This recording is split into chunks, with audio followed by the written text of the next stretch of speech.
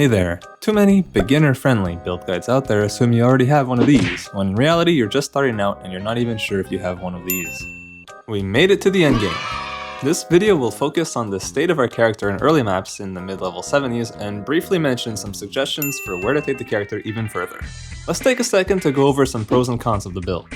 Now that I've played it for a while, I've got a better grasp of what the character is great at and what it seems to have trouble with.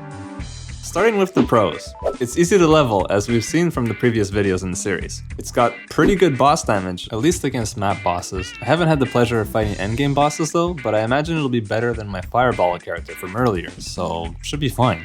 It's actually pretty tanky. Deaths became pretty rare once I sorted out my defenses with a higher life pool, more armor, and a good amount of block chance, which we're still hoping to get even higher. Okay, now for some cons. There's a ramp up time or build up time in each zone to get your army started before you start doing your max damage. Minions sometimes don't survive, which can be very annoying or hard to bring them back very quickly. Mana can be a bit tight, but it can be solved with an enduring mana flask if you feel like it. So hopefully those cons haven't scared you away, because the build is still solid and I think very beginner friendly. At this point, I should probably mention that everything I've done on this character has been in the solo self-found game mode, meaning that I haven't played with anybody else or traded with anybody else for anything. If you're comfortable with trading with other players, then by all means, knock yourself out and have some sweet upgrades. I would recommend watching another YouTube guide over mine at that point, though I know they can be quite the time commitment. I, on the other hand, have tried to put myself in the shoes of a brand new player trying the game for the first time, so the choices I've made reflect that. Moving on, let's take a look at what my tree looks like now. As you can see, we got plenty more life nodes, which are a big help in keeping us alive, since as I quickly discovered, the amount of life we had before was not nearly enough for the endgame. Here's a list of all the masteries we've chosen. I did take off glancing blows in case you were wondering. I think it was more harmful than helpful at this point, so that was a bit of a mistake.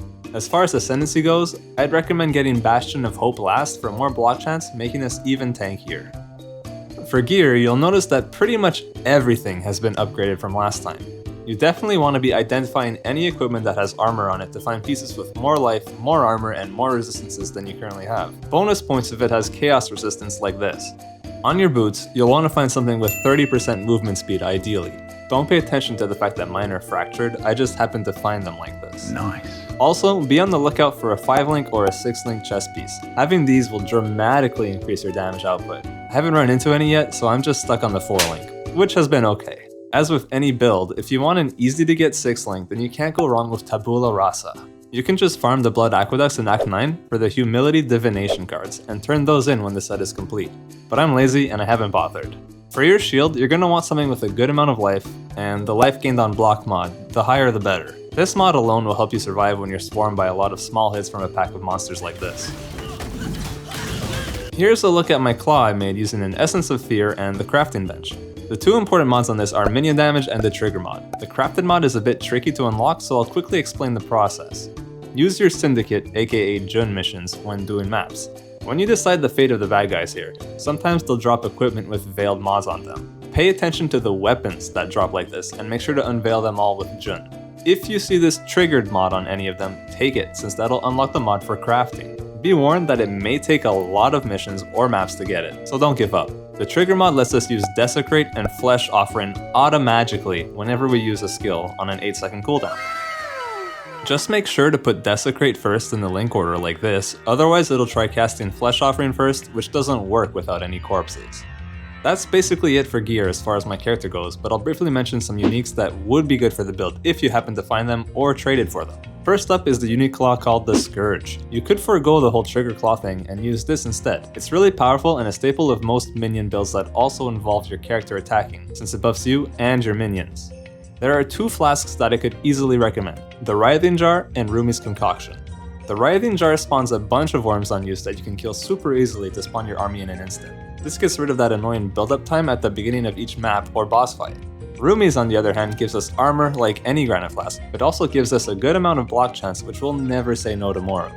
And those are the uniques that come to mind, really. You can always look up other build guides for Dominating Blow and see what those creators come up with. Honestly, they've probably put a lot more thought into it than I have. The last thing to do is to go over the skill gems, so let's get right to it. In our Dominating Blow setup, we have Dominating Blow supported by Melee Physical, Multi-Strike, and Melee Splash, which, by the way, when fighting the harder bosses in the game, you should swap this out for something that will give your guys more single target damage like Ruthless. If you have a 6-link chest piece, then definitely add in minion damage and brutality as the 5th and 6th sockets. I have Herald of Purity linked with Ruthless for a bit of extra damage at the cost of reserving a bit more mana than if it was by itself. You can add or remove supports with your Herald as you see fit, just make sure you have enough mana left to use your abilities.